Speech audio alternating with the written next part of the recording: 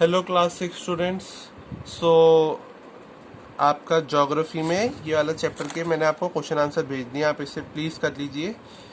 ठीक है, third fourth और फिफ्थ पार्ट सारे भेज दिए। इसमें थोड़े बड़े थे आंसर, उसको मैं ज़्यादा शॉर्ट नहीं कर पाया। इसमें तो आपको वन वर्ड है और ये इसमें छोटे आंसर ही मिले होंगे।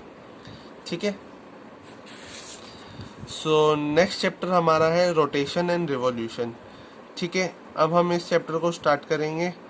ज्योग्राफी मैं आपको इसलिए पहले करा रहा हूँ क्योंकि आपका फ्लो चल रहा था, ज्योग्राफी में ये चैप्टर कराया था, साथ ही साथ आपका ये चैप्टर भी हो जाएगा तो आपको थोड़ा अच्छा समझ में आएगा। नहीं तो अगर मैं दूसरे सब्जेक्ट पे आ जाऊँ, एसएसटी में हिस्ट्री या सिविक्स पे, तो फिर आपको थोड़ा इसको वापस ग्रेस्प करने में थोड़ी मुश्किल होगी। तो इसलिए मैंने सोचा कि आपको एक बार ज्योग्राफी स्टार्ट कराइए, तो पहले ज्योग्राफी कंप्लीट कर लेते हैं। सो रोटेशन एंड रिवॉल्यूशन, जो हमारी अर्थ होती है वो आपको पता ही है, आपने पहले भी पढ़ा होगा क्लास 5th में। रोटेट भी करती है अपने एक्सिस पे और रिवॉल्व भी करती है सन के अराउंड। ठीक है, तो जो रोटेशन होता है उसकी वजह से अलग इफेक्ट आता है, जो रिवॉल्यूशन होता है उसकी वजह से अलग इफेक्ट आता है। तो हम रोटेशन के बारे में पढ़ेंगे, फिर रिवॉल्यूशन के बारे में पढ़ेंगे, फिर इफेक्ट ऑफ रिवॉल्यूशन भी पढ़ेंगे, फिर लास्ट में सोलिस्टिक्स एंड इक्विनॉक्स के बारे में पढ़ेंगे। मतलब ये क्या क्या होता है इनके बारे में जानेंगे, अगर आपको नहीं पता। वैसे तो ये 5th क्लास में पढ़ाया जाता है।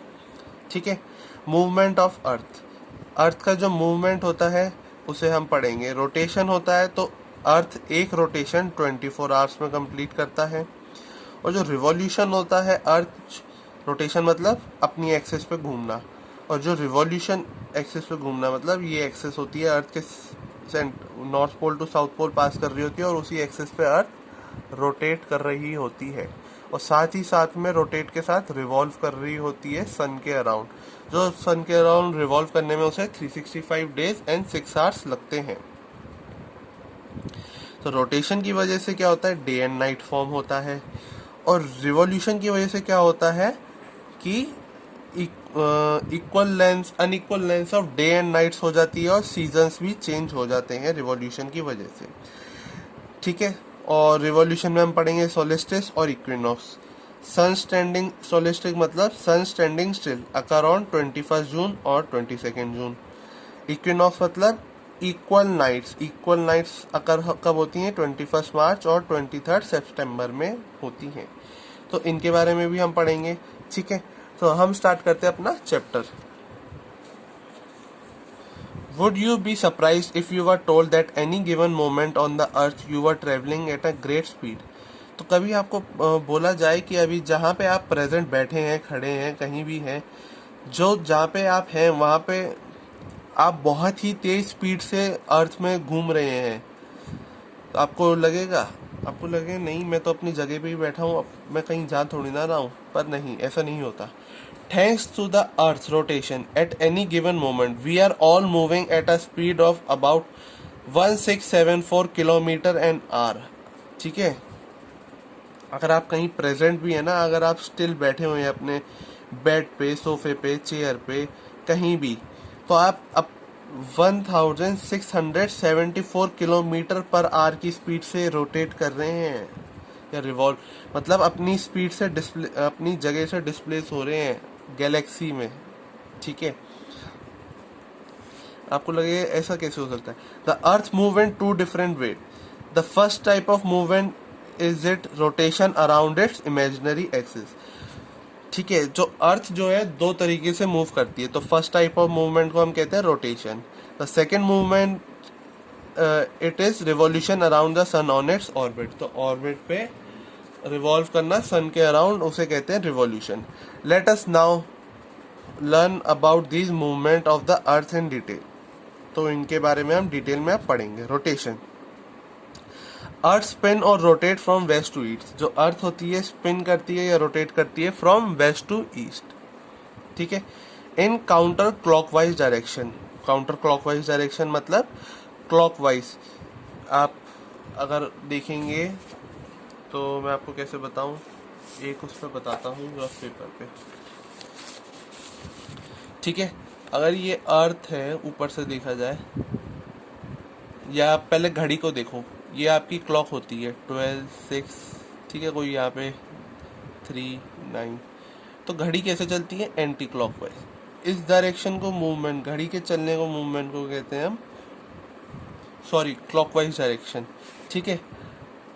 और जब कोई घड़ी के अपोजिट उसमें कोई मूव करता है, अगर इस डायरेक्शन में आपकी जो आवर्स, मिनट्स और वो घूमते हैं, इसे कहते हैं क्लॉकवाइज डायरेक्शन।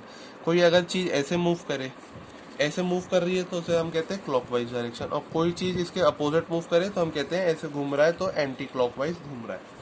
तो अर्थ जो होती है काउंटर क्लॉकवाइज डायरेक्शन में एक्सिस पे रोटेट करती है। काउंटर क्लॉकवाइज मतलब क्लॉकवाइज के उल्टा, मतलब anti clockwise. Which is an imaginary straight line that runs through the centre of earth.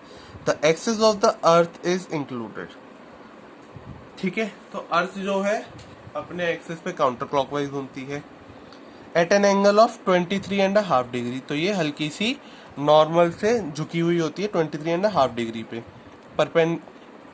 To the perpendicular of the plane on its orbits around the sun, और 66 degree to orbital plane. तो यहाँ से orbital plane पे कितना 66.5 degree पे rotate करती है। तो जो इमेजिनरी एक्सिस है अर्थ के प्लेन से, यहाँ से 23.5 पे, यहाँ से कितना पे है 66.5 डिग्री पे है, ठीक है students. It is also tilted in the same direction, वो हल्की सी टिल्टेड रहती है अर्थ, जैसे ही मैंने आपको ग्लोब पे बताया हुआ है, ठीक है।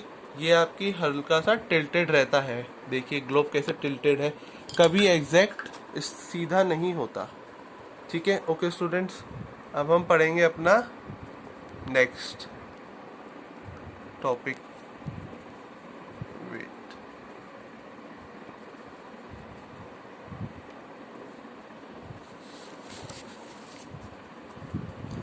इफेक्ट ऑफ रोटेशन, तो रोटेशन के इफेक्ट पड़ेंगे। A single rotation of earth on its axis in relation to the sun takes about 24 hours और अ 1 डे। तो अर्थ जो है सन के अराउंड जो मतलब यहाँ पे रोटेट करता है, तो उसकी वजह से डे एंड नाइट होता है।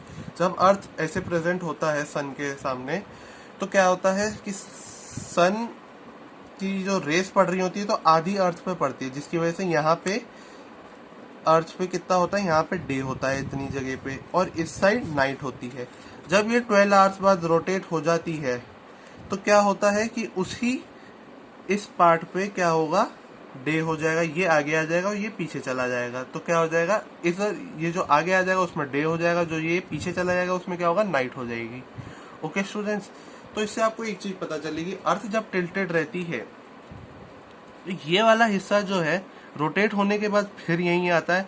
तो ये जो हिस्सा होता है, तो 12 महीने में से 6 महीने तक टिल्टेड रहने की वजह से इसमें 6 महीने तक दिन हो या रात हो, इसमें सनरेज पड़ती ही रहती हैं। तो मतलब यहाँ पे 6 महीने तक डेज रहता है और यहाँ 6 महीने तक अंधेरा रहता है, क्योंकि यहाँ पे सनरेज पड़ ही नहीं पाती, क्योंकि अर्थ टिल्टेड है, ठीक है।